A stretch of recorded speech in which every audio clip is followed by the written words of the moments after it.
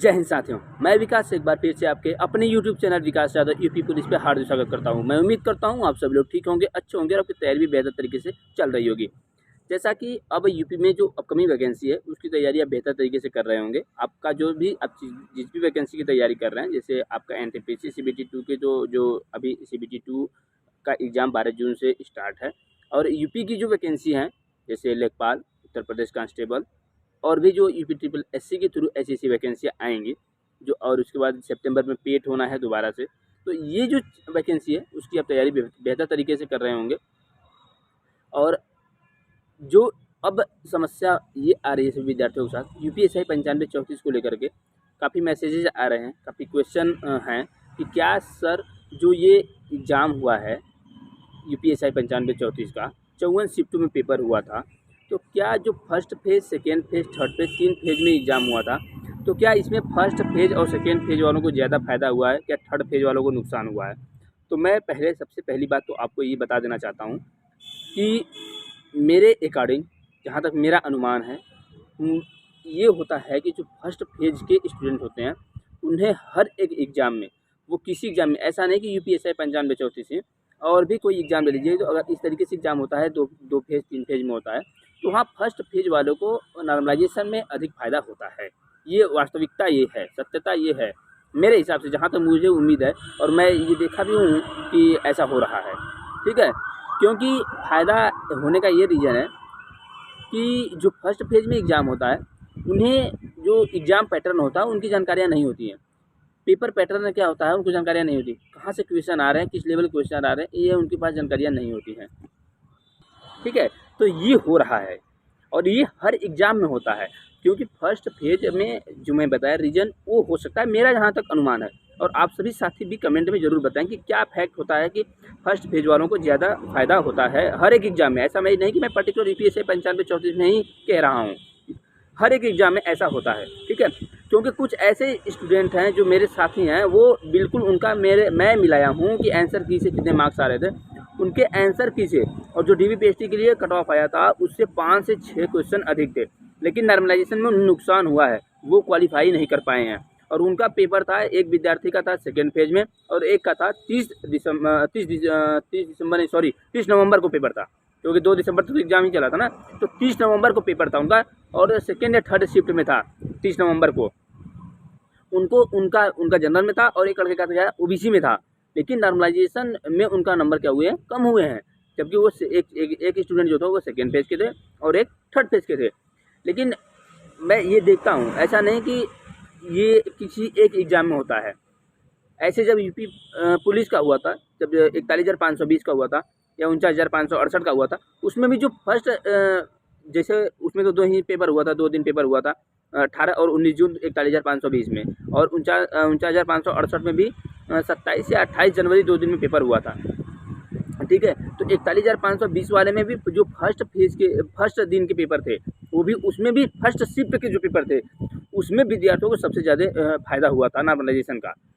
तो ये हो रहा है, ये वैकेंसी में होती है कि जो फर्स्ट फेज के स्टूडेंट होते हैं या फर्स्ट शिफ्ट के जिसका पेपर होता है, पहले दिन पेपर होता है, उसे फ़ायदा मिलता है और उसे हर एक एग्ज़ाम में मिलता है। जैसे RRB के द्वारा, जैसे ग्रुप D का जो होता है, या NTPC का हुआ है, ALP का हुआ है, हर एक एग्ज़ामों में ऐसा हो रहा है। ठीक है, क्योंकि आयोग ये मानता है या बोर्ड ये मानता है कि इन्हें पेपर पैटर्न नहीं पता है, इन्हें क्वेश्चन का लेवल नहीं पता होता है, लेकिन जबकि उसके बाद जो पेपर होते हैं उनको एनालिसिस के बाद सारी चीज़ें पता हो जाती हैं कि किस लेवल का पेपर आ रहा है। तो ऐसे UPSI 9534 में वो भी हुआ है। तो क्या इसमें जो शिफ्ट वाइज पेपर हुआ था, 54 शिफ्टों में पेपर हुआ था UPSI 9534 का, तो क्या फर्स्ट फेज वालों को ही सबसे ज़्यादा फायदा हुआ है? हाँ, देखिए, फर्स्ट फेज वालों को फायदा हुआ है। हो सकता है कुछ ऐसे विद्यार्थी होंगे जिन्हें नुकसान भी हुआ होगा, वो स्टूडेंट कम होंगे, लेकिन मैक्सिमम स्टूडेंट को फायदा हुआ है फर्स्ट फेज वालों को। ठीक है, मैं ये नहीं कह रहा हूँ कि 100% है, लेकिन मैक्सिमम स्टूडेंट को फायदा हुआ है।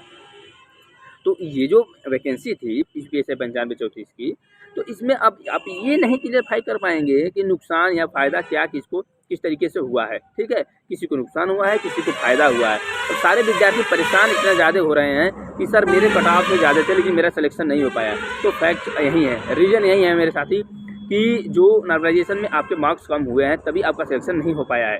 नॉर्मलाइजेशन में आपके मार्क्स कम हुए हैं, ये तो श्योर आप हैं, ठीक है। अब की जो इस बार आएगी वैकेंसी, और ये हर वैकेंसी में ऐसा होगा, ऐसा नहीं कि जो अब अगली बार वैकेंसी आएगी तो उसमें नहीं होगा, उसमें भी होगा, हर वैकेंसी में ऐसे ही होता है, ठीक है। तो ये, और दूसरी चीज़, ये गणना कर पाना कि किस शिफ्ट में एक्यूरेट कितने क्वेश्चन घटे हैं, बढ़े हैं, ये आप एक्यूरेट नहीं कर पाएंगे। हाँ, कुछ हो सकता है 1-2 विद्यार्थी के बढ़े हों, फिर और भी स्टूडेंट के घटे हों अलग अलग शिफ्ट में। क्या एक शिफ्ट में जिस स्टूडेंट के बढ़े हैं तो वो क्या सभी विद्यार्थियों के बढ़े होंगे? अभी ये भी पॉसिबिलिटी है कि क्या एक शिफ्ट में, ये हो सकता है, ये पॉसिबल है कि एक शिफ्ट में जिसके बढ़े होंगे तो वो सभी विद्यार्थियों के बढ़े होंगे, ठीक है।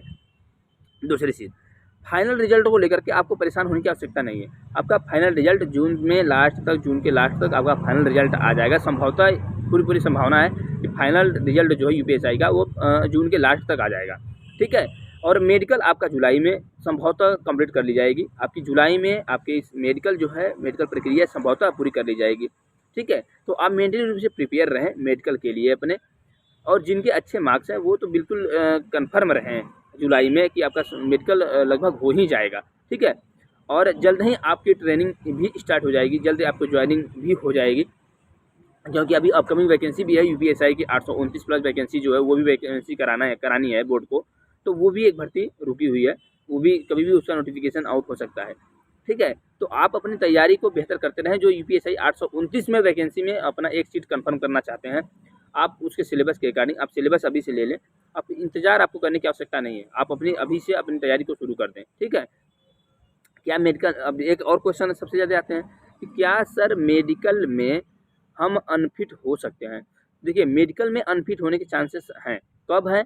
जब आपको मेजर प्रॉब्लम होगा तब, क्योंकि मेडिकल बिल्कुल नॉर्मल होता है, मिलिट्री या पैरा मिलिट्री जैसे मेडिकल नहीं होता है। अगर आप बिल्कुल फिट हैं, थोड़ी बहुत अगर समस्या है तो वो चल जाता है, लेकिन आपको मेजर प्रॉब्लम होगा तो वो नहीं चल पाता है, ठीक है।